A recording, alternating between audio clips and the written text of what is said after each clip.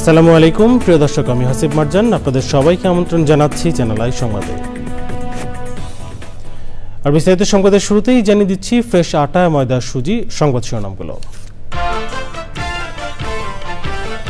ন্যায় বিচার নিশ্চিতে শেখ হাসিনার শাসনামলের নৃশংসতার সব ঘটনা নথিভুক্ত করতে প্রধান উপদেষ্টার গুরুত্বারোপ, জাতিসংঘের সহযোগিতার আশ্বাস।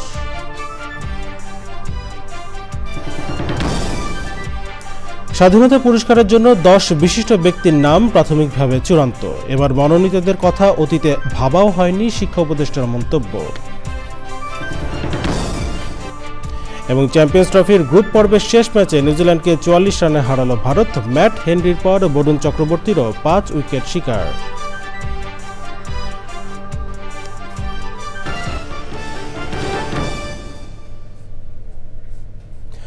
সংবাদ শিরোনাম জানাচ্ছিলাম, এখনকার সংবাদের জন্য একই সঙ্গে চ্যানেলের ইউটিউব চ্যানেলে এবং চ্যানেলের ওটিটি প্ল্যাটফর্ম আইস্ক্রিনে লাইভ স্ট্রিম হচ্ছে। চলেছে বিস্তারিত সংবাদে।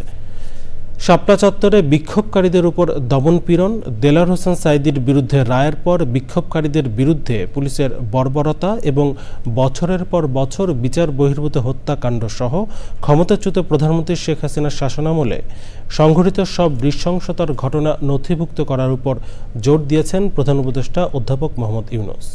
রাষ্ট্র অতিথি ভবন যমুনায় বাংলাদেশে জাতিসংঘের আবাসিক সমন্বয়ক গুয়েন লুইস তার সঙ্গে সাক্ষাৎ করলে প্রধান উপদেষ্টার নৃশংসতার ঘটনাগুলো নথিভুক্ত করার উপর জোর দেওয়ার কথা বলেন। প্রধান উপদেষ্টা বলেন, এই ডকুমেন্টেশন না হলে সত্য জানা এবং ন্যায় বিচার নিশ্চিত করা কঠিন হবে। আবাসিক সমন্বয়কারী লুইস বলেন, জাতিসংঘ প্রযুক্তিগত সহায়তা দিতে এবং বাংলাদেশের জনগণকে এ বিষয়ে তাদের সক্ষমতা গড়ে তোলার জন্য সহায়তা করতে প্রস্তুত। প্রধান উপদেষ্টা বাংলাদেশে 2024 সালের জুলাই এবং আগস্টের বিক্ষোভের সাথে সম্পর্কিত মানবাধিকার লঙ্ঘন এবং অবমাননা সম্পর্কিত তথ্য অনুসন্ধান প্রতিবেদনের জন্য জাতিসংঘকে ধন্যবাদ জানান। জুলাই গণঅভ্যুত্থানে রংপুরে বেগম রোকেয়া বিশ্ববিদ্যালয়ের শিক্ষার্থী আবু সাইদ হত্যার ঘটনায় প্রথমবারের মতো আন্তর্জাতিক অপরাধ ট্রাইব্যুনালে দায়ের করা মামলায় অন্য মামলায় গ্রেফতার 4 জনকে 9 এপ্রিল হাজির করতে নির্দেশ দেওয়া হয়েছে। ওই তারিখের মধ্যে এই মামলার তদন্ত প্রতিবেদন দাখিল করা হবে বলে জানান চিফ প্রসিকিউটর। একই সাথে জুলাই আগস্ট গণহত্যার অভিযোগে শেখ হাসিনার বিরুদ্ধে তদন্ত প্রতিবেদন চলতি মাসেই পাওয়া যাবে বলেও জানান তারা। রিপোর্ট করছেন মাজহারুল হক মান্না।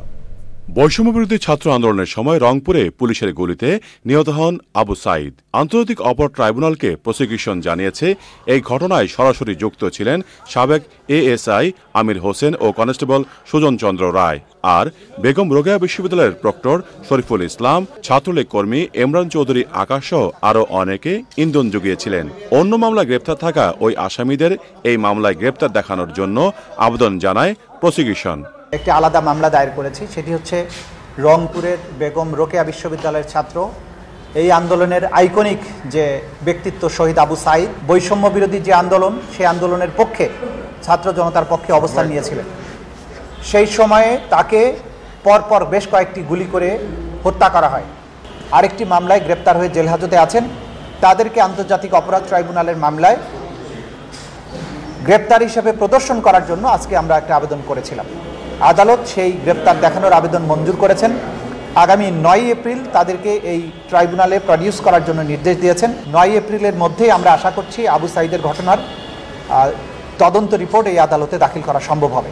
জুলাই আগস্ট গণহত্যার অভিযোগে শেখ হাসিনার বিরুদ্ধে চলা তদন্ত নিয়েও কথা বলে প্রসিকিউশন। যে প্রধান আসামি শেখ হাসিনা সহ তার নির্দেশেই গোটা বাংলাদেশ জুড়ে এই অপরাধ সংঘটিত হয়। আমরা আশা করছি এই মাসের মধ্যে শেখ হাসিনার বিরুদ্ধে যে তদন্ত রিপোর্ট সেটা আমরা পেয়ে যাব।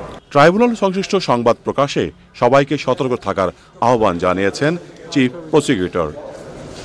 Mazharul Haque Manna, Channel I, Dhaka.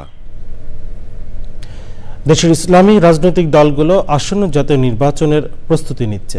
বিগত নির্বাচনগুলোতে ইসলামী দলগুলো ভালো ফল না করতে পারলেও এবার তারা ক্ষমতার দৌড়ে বেশ আশাবাদী।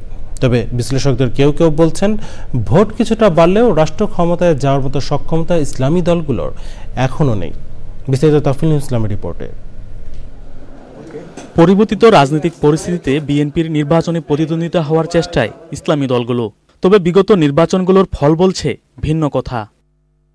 গত 3টি নির্বাচন বাদ দিয়ে পঞ্চম থেকে নবম জাতীয় সংসদ নির্বাচনে ইসলামী দলগুলোর মোট ভোট ছিল 15% কম।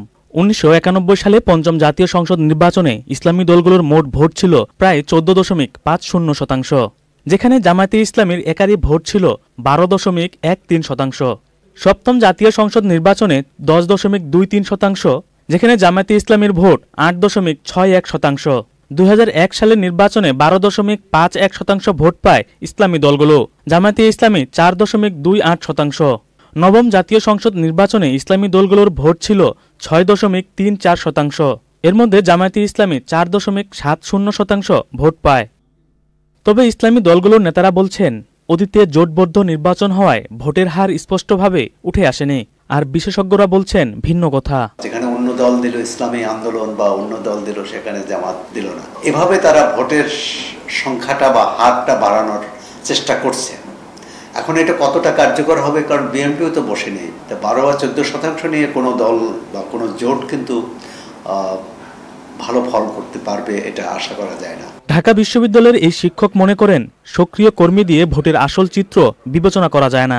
রাজনীতির কর্মী সমর্থক, সক্রিয় কর্মী, এটি দিয়েই কিন্তু কেবলমাত্র আপনি গোটা ভোটের মাঠের চিত্র বিবেচনা করা যাবে না। ভোটের মাঠে তাদের কিছুটা যুক্ত হতে পারে, কিন্তু সেটা একেবারে সরকার গঠনের মতো অবস্থার মধ্যে যেতে পারবে বলে আমার এই মুহূর্তে মনে হয় না। বিশ্লেষকরা মনে করেন, আগামী নির্বাচনের মধ্য দিয়ে ইসলামী দলগুলো শক্তিশালী বিরোধী দল হিসাবে অবস্থান তৈরি করতে পারবে কিনা আরও কিছু সমীকরণের দিকে নজর রাখতে হবে। তাফহিমুল ইসলাম, চ্যানেল আই, ঢাকা। দেশে মোট ভোটার 12,37,32,274 জন। চূড়ান্ত তালিকা প্রকাশ করে প্রধান নির্বাচন কমিশনার বলেছেন, রাজনৈতিক দলগুলোর কাছ থেকে আচরণবিধি বিষয়ে লিখিত নেওয়া গেলে ইসির কাজ সহজ হবে। ভোটের অধিকার প্রতিষ্ঠার সুযোগ কোনোভাবেই ব্যর্থ হতে দেওয়া যাবে না বলেও মন্তব্য করেন তিনি। ভোটে অনিয়ম হলে ইসি দায় এড়াতে পারে না বলে মত দেন নির্বাচন কমিশনাররা। খোলা মাঠে ভোট করার প্রস্তাব দেন এক কমিশনার। আরও জানাচ্ছেন রাজীব বেগ। আওয়ামী লীগ শাসনামলের নির্বাচনগুলোতে অনিয়ম কারচুপির পাশাপাশি প্রশ্ন ছিল ভোটার তালিকা নিয়েও।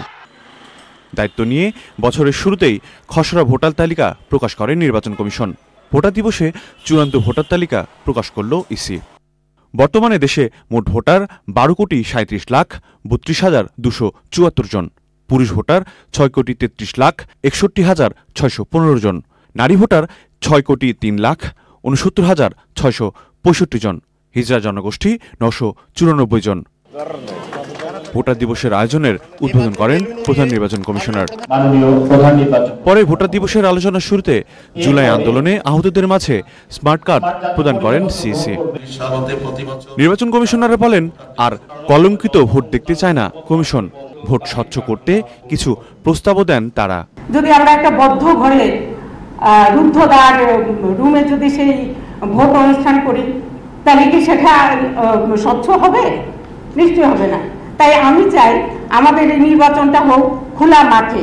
এই নির্বাচন কমিশনের ছোট একটি কর্মচারী থেকে শুরু করে প্রধান নির্বাচন কমিশনার পর্যন্ত কেউ অমুকের কথায় বলেছি, অমুক প্রভাবিত হয়ে পড়েছি, এই কথা বলে দায় এড়াতে পারেন না। ভোট সন্ত্রাস নিয়ে সতর্ক করেন সিইসি।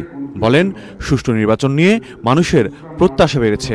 ঐকমত্য কমিশন একটা হয়েছে না, সব দলকে যখন ডাকেন ওনারা যদি বলতে যে আপনারা কি ফ্রি ফেয়ার ক্রেডিবল ইলেকশন চান, তো বলতে যে চাই, তাহলে সই করেন, ডকুমেন্টে সই করেন যে নির্বাচনী আচরণবিধি মানবেন।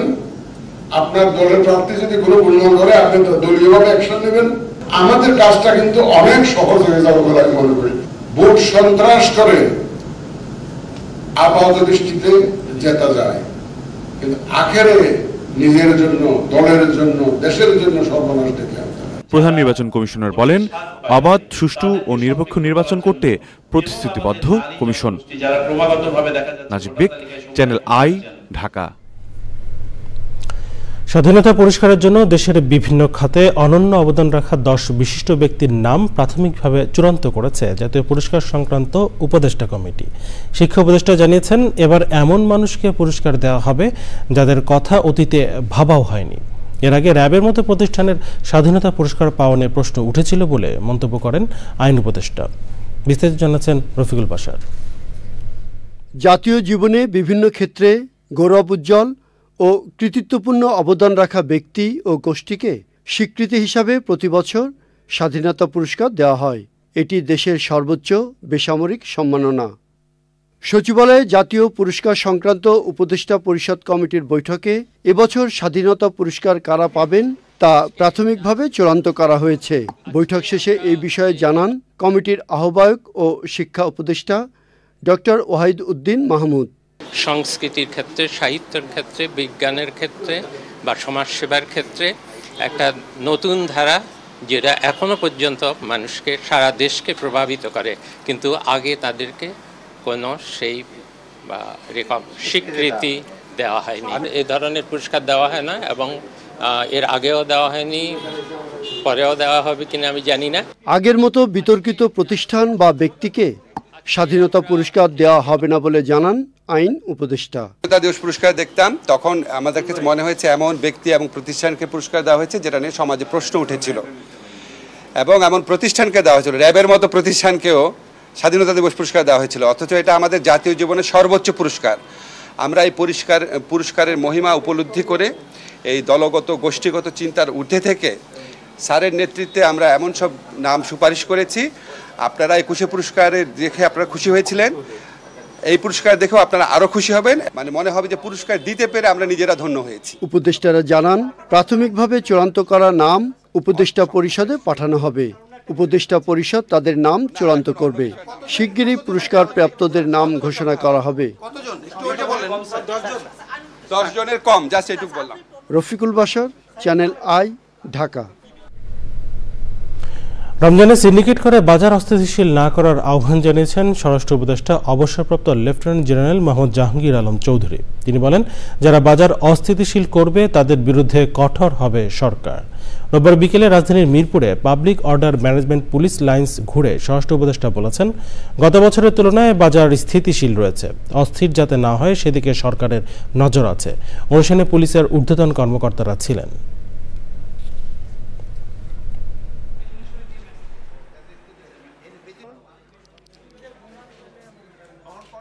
আপনারা দেখবেন অন্যান্য ধর্মাবলম্বীরা যারা, তাদের যে সময় অন্যান্য অনুষ্ঠানগুলি হয়, ধর্মীয় অনুষ্ঠান, সে সময় তারা জিনিসপত্রের দামটা কমায় দেয়। আর আমাদের দেশে কিন্তু উল্টো হয়, আমাদের দেশে এই রমজানের সময় দামটা কিন্তু বাড়ে। সিন্ডিকেট বাড়ে মানে কি, আমি বিজনেসম্যান নিয়ে বাড়াই। 1971 তেসরা মার্চ ঢাকার রামপুরায় টিভি সেন্টারের সামনে মিছিলের নেতৃত্ব দেওয়ার সময় গুলিতে শহীদ হন ফারুক ইকবাল। আবুজর গিফারি কলেজ ছাত্র সংসদের সে সময়ের জিএস ফারুক ইকবালকে মুক্তিযুদ্ধের প্রথম শহীদ হিসেবে বিবেচনা করা হয়। স্বাধীনতার এত বছর পরেও কোনো রাষ্ট্রীয় সুবিধা নেয়নি তার পরিবার। ইফতেখার উদ্দিনের প্রতিবেদন। 1971-এর 3রা মার্চ সকালে রামপুরা টিভি সেন্টারের নিয়ন্ত্রণ নিতে আসে দখলদার বাহিনী। মায়ের হাতে তৈরি সকালের নাস্তা রেখেই মিছিল নিয়ে প্রতিবাদে ছুটে গিয়েছিলেন আবুজর গিফারি কলেজ ছাত্র সংসদের সাধারণ সম্পাদক ফারুক ইকবাল। সেই মিছিলেই গুলিতে শহীদ হন তিনি। প্রথম পতাকা উত্তোলনের পরদিন ইতিহাসে লেখা হয় শহীদ ফারুকের নাম। চ্যানেল আইকে শহীদ ফারুক ইকবালের ভাই জানান, কোনো রাষ্ট্রীয় সহায়তা গ্রহণ না করার কথা। বাড়তি সুযোগ সুবিধা আমরা পাইনি এবং আমরা চাইও না। আমি একটা ফর্ম আনছিলাম কল্যাণ ট্রাস্ট থেকে, আমি আব্বাকে না, আমার দরকার নেই, তো আমার ছেলে তো দেশের জন্য চলে গেছে, আমি ওর নাম দিয়ে কেন টাকা খাবো, আমার দরকার নেই। ওই ফর্মটা আমার ঘরে এখন আছে, সবুজ রঙের ফর্ম, আব্বা সই করেন এটা। এবং ও মারা যাওয়ার পরে রেশন কার্ডটা পর্যন্ত আব্বা উঠায় রাখছে, এই রেশন কার্ডে আর রেশন উঠবে। মুক্তিযুদ্ধের প্রকৃত চেতনায় সমাজ প্রতিষ্ঠা করার আহ্বান জানান এই শহীদ পরিবারের সদস্য। মুক্তিযুদ্ধ বিষয়ক যে সমস্ত বই পুস্তক, ওরা তো দেখেনি মুক্তিযুদ্ধ কীভাবে হয়েছে, অনেক বাজার পুস্তকে বই পুস্তকে লিপিবদ্ধ আছে এগুলি। তো ওই বইগুলি ওরা কালেকশন করে যেন পড়াশোনা করে সব জানতে পারবে কীভাবে বাংলাদেশ স্বাধীন হলো। মহান এই দেশপ্রেমিকের স্মৃতির প্রতি শ্রদ্ধা জানিয়ে 1972 সালে প্রতিষ্ঠিত হয় শহীদ ফারুক ইকবাল বালিকা উচ্চ বিদ্যালয়। আমাদের স্কুলে বর্তমানে 570 মতো ছেলেমেয়ে পড়ালেখা করে। শহীদ ফারুক ইকবাল স্বাধীনতা সংগ্রামের প্রথম শহীদ হিসাবে বিবেচিত। তো প্রতি বছর 3রা মার্চ আমাদের বিদ্যালয়ে কর্মসূচি থাকে। রাজপথে আন্দোলন শুরু করার সময় শহীদ ফারুক ইকবাল বলেছিলেন, যদি তার মৃত্যু হয় সেই সমাধি যেন রাজপথেই হয়। তার শেষ ইচ্ছে অনুযায়ী মৌচাক মোড়ে তাকে সমাহিত করা হয়েছে। তার পাশেই শায়িত রয়েছেন স্বাধীনতা যুদ্ধের শেষ শহীদ তসলিমও। কবিগুরুর ভাষায় বলতে হয়, উদয়ের পথে শুনিকার বাণী, ভয় নাই ওরে ভয় নাই, নিঃশেষে প্রাণ যে করিবে দান, ক্ষয় নাই তার ক্ষয় নাই। রাজধানীর মৌচাক মোড় থেকে ইফতেখার উদ্দিন, চ্যানেল আই। মার্কিন প্রেসিডেন্ট ডোনাল্ড ট্রাম্পের সাথে ইউক্রেনের প্রেসিডেন্ট ভলোদিমির জেলেনস্কির উত্তপ্ত বৈঠকের পর লন্ডনে বিশ্ব নেতাদের শীর্ষ সম্মেলন। বৈঠক শেষে ইউরোপীয় কমিশনের প্রধান উর্সুলা ভন ডার লিয়েন বলেন, ইউরোপের প্রতিরক্ষা ব্যবস্থা শক্তিশালী করতে হবে। তিনি আরও বলেন, সবচেয়ে খারাপ কিছুর জন্য তাদের প্রস্তুত থাকাটা গুরুত্বপূর্ণ। সম্মেলনে অংশ নেন ইউরোপের বিভিন্ন দেশের নেতা, ন্যাটো প্রধান, ইউক্রেনের প্রেসিডেন্ট এবং কানাডার প্রেসিডেন্ট জাস্টিন ট্রুডো। বিস্তারিত সুব্রত গাইনি রিপোর্টে। God bless. You don't know that. God bless. God bless. You will not have a war. Don't tell us what we're going to feel. গত শুক্রবার হোয়াইট হাউসে oval অফিসে এক বৈঠকে সাংবাদিকদের সামনে বাকবিতণ্ডায় জড়ান যুক্তরাষ্ট্রের প্রেসিডেন্ট ডোনাল্ড ট্রাম্প ও ইউক্রেনের প্রেসিডেন্ট ভলোদিমির জেলেনস্কি। এর একদিন পরেই ইউক্রেনের সংঘাত নিয়ে যুক্তরাজ্যের প্রধানমন্ত্রী কিয়ার স্টারমার লন্ডনে শীর্ষ সম্মেলনের আহ্বান জানান। এতে ইউরোপীয় ইউনিয়নের বিভিন্ন দেশের রাষ্ট্রপ্রধানদের সঙ্গে অংশ নেন সামরিক জোট ন্যাটোর প্রধান মার্ক রুটে, কানাডার প্রেসিডেন্ট জাস্টিন ট্রুডো ও ইউক্রেনের প্রেসিডেন্ট ভলোদিমির জেলেনস্কি। বৈঠক শেষে ইউরোপীয় কমিশনের প্রধান উর্সুলা ভন ডার লিয়েন বলেন, ইউরোপের প্রতিরক্ষা ব্যবস্থা শক্তিশালী করতে হবে, সত্যিকার অর্থে সামরিক ব্যয় বাড়াতে হবে, কেননা সবচেয়ে খারাপ কিছুর জন্য আমাদের প্রস্তুত থাকাটা গুরুত্বপূর্ণ। এ সময় তিনি ডোনাল্ড ট্রাম্পের উদ্দেশ্যে বলেন, গণতন্ত্র রক্ষার জন্য আপনার সঙ্গে কাজ করতে প্রস্তুত, কিন্তু এই নীতি বজায় রাখার জন্য প্রতিবেশী দেশে আক্রমণ কিংবা শক্তি প্রয়োগ করে সীমানা পাল্টে ফেলতে পারবেন না। সামরিক জোট ন্যাটোর প্রধান মার্ক রুটে বলেন, এই জোটকে শক্তিশালী করার জন্য ইউরোপ তাদের প্রতিরক্ষা ব্যয় আরও বাড়াবে।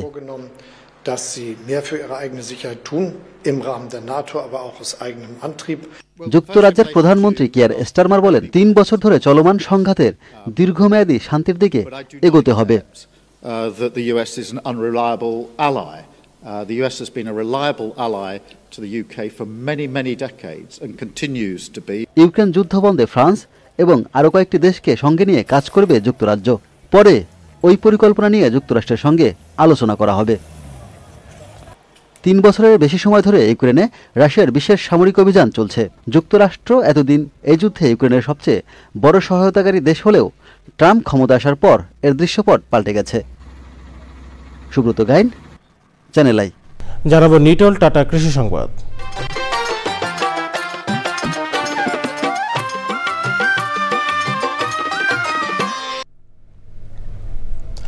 জামালপুরের চরাঞ্চলের প্রতিটি জমিতে এবার মিষ্টি আলুর ভালো ফলন হয়েছে। গেল বন্যার ক্ষতি পুষিয়ে নিতে মিষ্টি আলুর আবাদ করেছেন কৃষক। জামালপুর প্রতিনিধি হাফিজ রায়হানের তথ্য ভিডিওচিত্রে যাযাবর মিন্টু রিপোর্ট।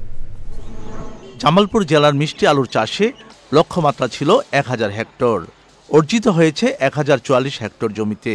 এবার বাড়ি জাতের মিষ্টি আলু আবাদের পাশাপাশি তৃপ্তি, কমলা সুন্দরী, জাপানের মুরাসাকি, কেকে 14 জাতের মিষ্টি আলু আবাদ হয়েছে। 70 থেকে 80 হাজার টাকা বিক্রি করবো। আপনার যদি সরকারের দাম বাড়াই দিত তাইলে আপনার 1 লক্ষ টাকা, 1,20,000 টাকা 2 বিঘার ভিতর থেকে আমরা পাইতাম। আলু যা হয়েছে ভালো হয়েছে, বাম্বার ফলে হইতো আলু 500-700 টাকা যত বাজার আছে, 500-700 টাকা যদি আলুর বাজার একটু বাড়তো তাহলে একটা বাম্বার ফলন থাকতাম আর কি, দাম বেশি হইলে আরো ভালো হইতো আর কি। আলুর ফসল করতেছি, ভালো ফসল পাইতেছি। আলুর তোলার পরে মনে করেন ধান লাগাম, ধান লাগানোর পরে মনে করেন যে পাটও বুনতে পারি, নাহলে পতিত থাকতে পারে। আধুনিক মিষ্টি আলু চাষে কৃষি বিভাগের সহযোগিতার কথা জানিয়েছেন কৃষক। আলু তুলে আমরা করি, ধান আবাদ করি, ধান কাটা হেরে আর পাটের ফসল করি। এখানকে ভালো আবাদ হইতেছে, আমরা কৃষি মানুষ, ফসল 3টা আহে। মিষ্টি আলু আবাদ করি, হ্যাঁ, প্রায় 5-7 বিঘা জমি আবাদ করি। সার বিষের দাম অনেক বেশি। রোগবালাই না হওয়ার কারণে অল্প সময়ে বন্যার ক্ষতি পুষিয়ে নিয়ে মিষ্টি আলুর বাম্পার ফলন হওয়ায় কৃষক লাভবান হবে বলছে কৃষি সম্প্রসারণ অধিদপ্তর। মিষ্টি আলু পুষ্টিগুণে ভরপুর, সেই সাথে উৎপাদন খরচ কম হওয়ায় কৃষকরা আবাদে আগ্রহী হয়ে উঠছেন। কৃষি বিভাগের সকল স্তরের কর্মকর্তাগণ কৃষকের পাশে থেকে প্রয়োজনীয় পরামর্শ প্রদান করে যাচ্ছেন। মিষ্টি আলু বিক্রি করে বন্যার ক্ষতি পুষিয়ে কৃষক আগামী বড় আবাদ ভালোভাবে করতে পারবে বলছেন সংশ্লিষ্টরা। যাযাবর মিন্টু, চ্যানেল আই। এখন দেখবেন প্রকৃতি সংবাদ।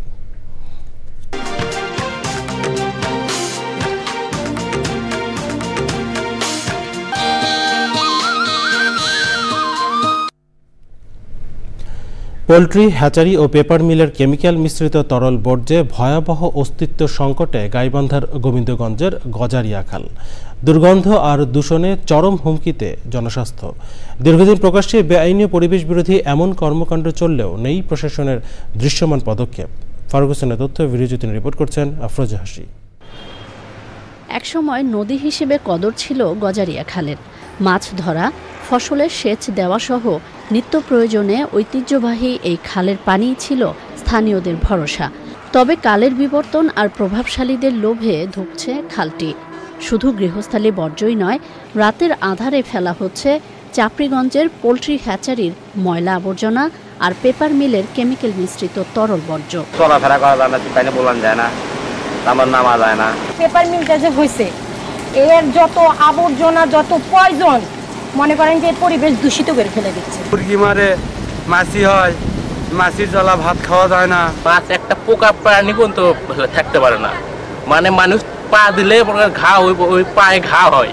পরিবেশ বিধ্বংসী এমন কর্মকাণ্ডের প্রতিবাদে প্রাণনাশের হুমকি পাওয়ার অভিযোগ ভুক্তভোগীদের। অভিযোগের বিপরীতে প্রশাসনের নীরবতা ঘনীভূত করেছে সংকটকে। প্রতিবাদ করবে গেলে তারা পুলিশের হুমকি দেখায়, ইডে দেখায়, উডে দেখায়। সুস্থ হওয়ার দরকার, আমার পরিবেশ ভালো হওয়ার দরকার। তবে খালে বর্জ্য ফেলার কোনো প্রমাণ পায়নি বলে দাবি পরিবেশ অধিদপ্তরের। পেপার মিল থেকে কোনো তরল বর্জ্য খালে আমরা নিঃসৃত হতে দেখিনি, নিঃসরণ হতে দেখিনি, যার জন্য তাৎক্ষণিক কোনো ব্যবস্থা নেওয়া যায়নি। আমরা পরিদর্শন করব, যদি কোনো অনিয়ম থেকে থাকে আমরা অবশ্যই ব্যবস্থা গ্রহণ করব। নিজেদের অস্তিত্ব রক্ষায় নদী, খাল সহ সব জলাধার সংরক্ষণ ও দূষণমুক্ত রাখতে সার্বিক সচেতনতা এবং ঐক্যবদ্ধ প্রচেষ্টার আহ্বান পরিবেশবাদীদের। আফরোজা হাসি, প্রকৃতি ও জীবন ডেস্ক, চ্যানেল আই। সংবাদ শেষ করবো, তবে যাবার আগে ফ্রেশ আটা, ময়দা, সুজি সংবাদ শিরোনামগুলো জানিয়ে দিচ্ছে আরও একবার।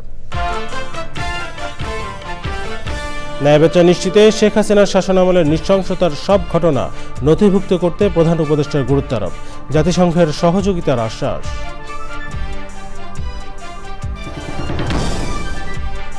স্বাধীনতা পুরস্কারের জন্য 10 বিশিষ্ট ব্যক্তির নাম প্রাথমিকভাবে চূড়ান্ত। এবার মনোনীতদের কথা অতীতে ভাবাও হয়নি, শিক্ষা উপদেষ্টার মন্তব্য। এবং চ্যাম্পিয়ন্স ট্রফির গ্রুপ পর্বের শেষ ম্যাচে নিউজিল্যান্ডকে 44 রানে হারালো ভারত। ম্যাট হেনরির পর বরুণ চক্রবর্তীরও 5 উইকেট শিকার।